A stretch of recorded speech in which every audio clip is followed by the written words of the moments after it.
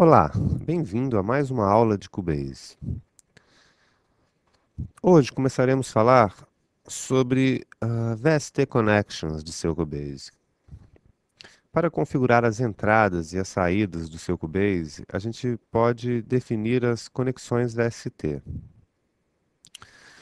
Veja que aqui na minha entrada eu tenho apenas a M-Audio Delta ASIO Left and Right, sendo que eu possuo uma placa de som com mais entradas do que essas duas aqui.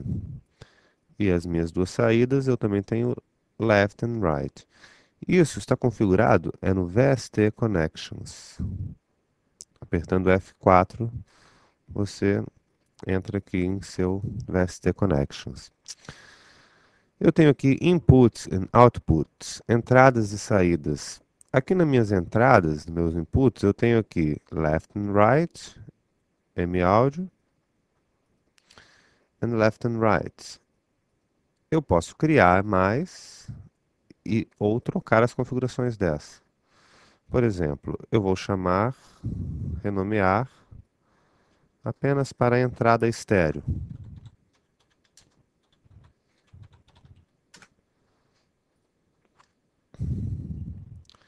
No meu canal, agora eu tenho a entrada estéreo.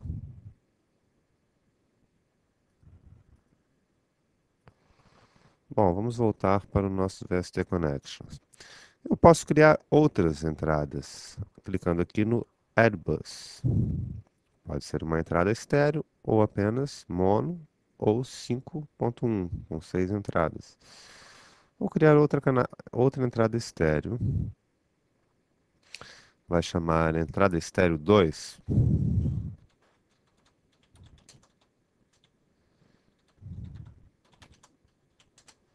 por exemplo. E aqui, automaticamente, ele selecionou para a entrada 3 e 4 da minha placa de som. Eu poderia ainda fazer mais duas e colocar as entradas 7 e 8. Aqui nos outputs, a mesma coisa. Eu tanto posso selecionar o nome, como posso selecionar os canais que eu utilizarei. Estou utilizando o canal 5 e o canal 6, que são os canais da minha placa de som que eu utilizo para escutar. Então, certifique que você assistiu a primeira aula, onde a gente configurou a sua placa de som, e é interessante que você utilize todas as entradas de sua placa de som disponíveis no seu Cubase.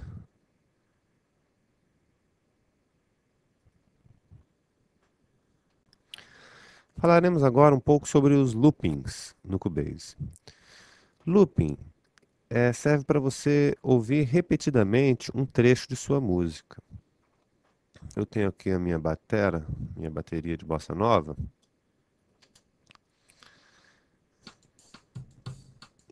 e eu quero ouvir ela repetidamente. Para isso, eu tenho aqui o meu left locator e o meu right locator. Como eu estou começando do compasso 3 até o 5, vou colocar o left locator no compasso 3 e o right location no compasso 5. Veja que eu selecionei a minha região. Eu devo acionar aqui o Cycle button, que seria o botão de looping. E eu já tenho o looping do compasso 3 ao 5.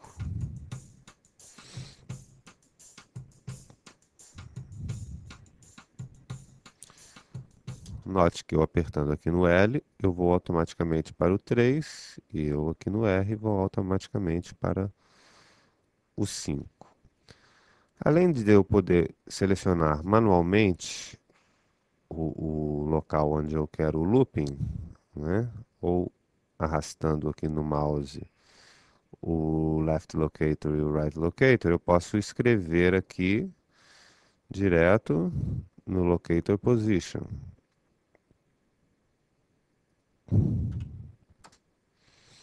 Além disso, eu posso usar as teclas Ctrl para selecionar o Left Locator e a tecla Alt para acionar o Right Locator.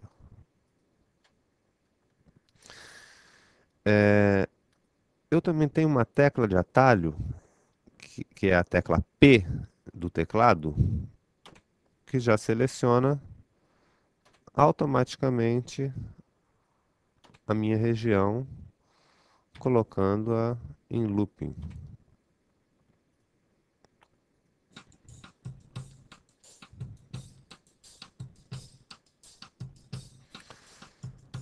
Além disso, eu tenho mais uma tecla de atalho que seria mais rápida ainda. Ela faria a seleção automática do meu looping, o left and o right locator, acionaria o meu cycle button e automaticamente apertaria play. Isso é com o Shift G.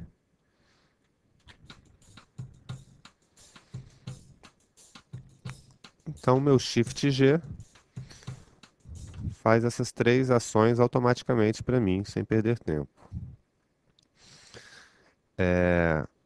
Eu também existe uma função diferente do looping, que é não tocar determinados compassos.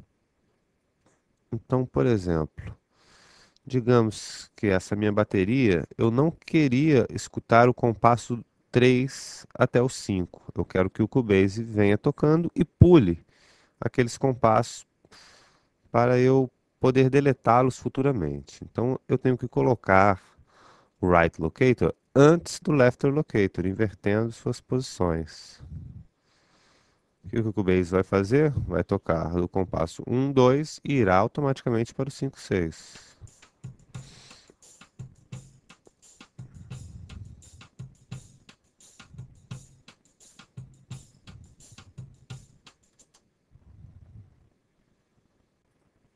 Bom, falarei agora um pouco sobre o grid e a opção Snap On ou Off. Quando a gente grava um trabalho utilizando o clique, como foi o meu caso dessa bateria, é muito importante que a gente utilize a opção Snap On. Isso porque o Cubase irá sincronizar automaticamente nossa região aos compassos da música. Essas três opções, essas três janelas, menus, pop-up, estão relacionados ao Snap. Essas duas estão relacionadas a essa primeira. Então, as opções de Snap são as seguintes. Vou cortar aqui minha bateria para exemplificar melhor. Quando eu tiro a opção Snap, ela fica livre e perde o sincronismo com o clique. Então é sempre importante utilizar. O grid, vou colocar aqui bar. O grid, ele seleciona, ele move somente para os meus inícios de cada compasso. Então eu estou aqui, bar significa que eu estou em cada compasso. Então, compasso 3, posso ir para o compasso 4, compasso 5. Se eu colocar bits, que é onde estava, eu vou poder andar entre os quatro tempos, já que eu estou no andamento 4x4, desse meu compasso.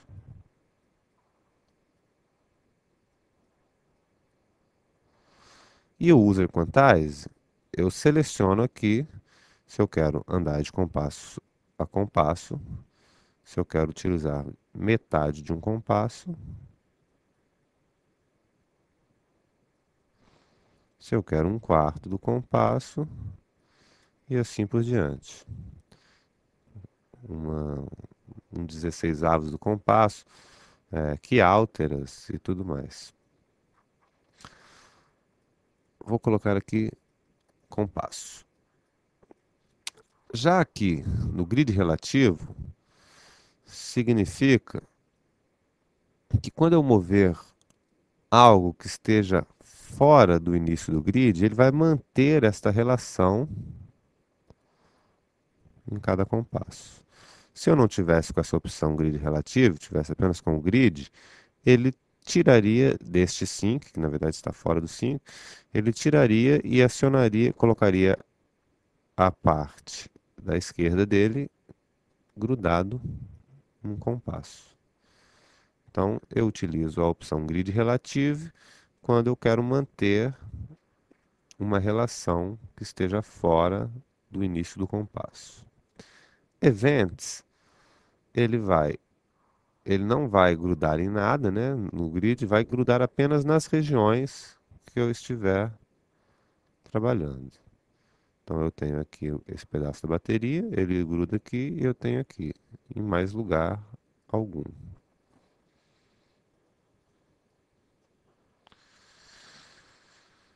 Eu tenho aqui o shuffle, que ele gruda também nos eventos, só que ele já altera a ordem. Eu vou chamar aqui, esse vai ser, vou trocar as cores para ficar mais fácil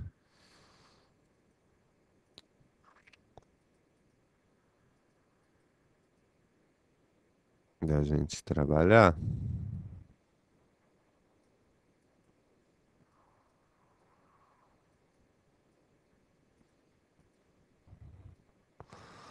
Para vocês entenderem melhor aqui o shuffle.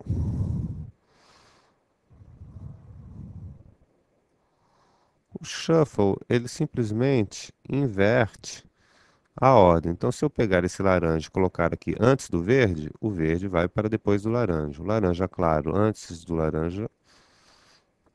Então, eles simplesmente trocam de posições. O magnetic cursor, ele gruda no seu cursor. Então, ele é totalmente liso e gruda aqui. Esse seria o magnetic cursor. Bom, futuramente eu falarei de mais recursos utilizando os snappings. O importante é saber que você sempre deve utilizá-lo quando estiver usando gravações com clique. É interessante lembrar também que não necessariamente você precisa utilizar bars and beats, que seria compasso e tempo de compasso. Você pode utilizar os segundos e sincronizar aqui entre 1 segundo, 10, 1 milissegundo no caso, 10 milissegundos, 100 milissegundos e 1 segundo. Você também poderia utilizar em samples, por exemplo. Então eu posso mover de um em um sample, ou então eu posso mover de um em 1 segundo, no caso aqui 44.100 amostras.